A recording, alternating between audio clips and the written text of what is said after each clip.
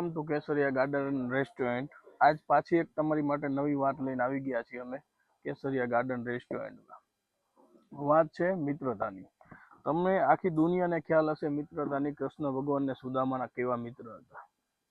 હવે વાત એવી છે જે કોઈને ખ્યાલ ન હોય કે નાનપણમાં જે આશ્રમમાં કૃષ્ણ ભગવાન ને સુદામા જ્યાં હતા નાનપણમાં, ત્યાં ગુરુમાએ એમને લાકડા કાપવા જંગલમાં મોકલ્યા અને એક રૂમાલમાં ચણા આપ્યા એમને।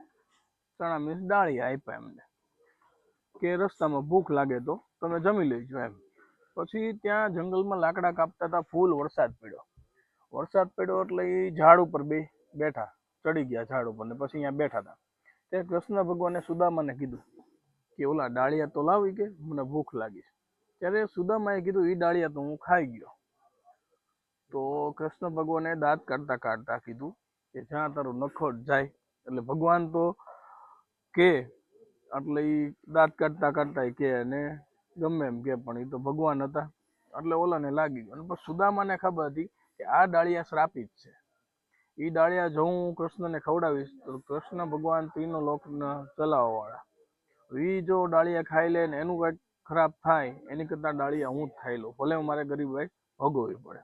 હવે એ ડાળિયાની કહાની એવી છે કે એક ચોર હતો, એક ગામમાં ગયો, ત્યાં કોક ડોસીમાના ઘરેથી ડાળિયા ચોરી કર્યા, એને એમ કે અંદર હીરા હશે, પોટકામાં બાંધેલા હતા ડાળિયા એટલે એને એમ કે હીરા હશે। એટલે એ પછી બહાર ચોરી કરીને નીકળ્યો ને પછી એને જોયું તો એમાં કઈ ડાળિયા હતા। તો એ હાલતો હાલતો જતો હતો, રસ્તામાં આશ્રમ આવ્યો, આશ્રમમાં મૂકીને વયો ગયો।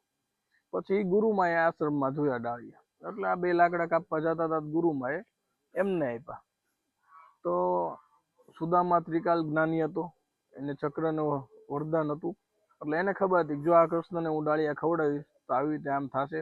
એટલે એના ભાગના ડાળિયા સુદામાએ એટલે ખાઈ ગયા હતા કે કૃષ્ણ ભગવાનને આવી રીતે શ્રાપ ન લાગે, અને ઓલો શ્રાપ એ તે સુદામાએ એની માથે લઈ લીધો।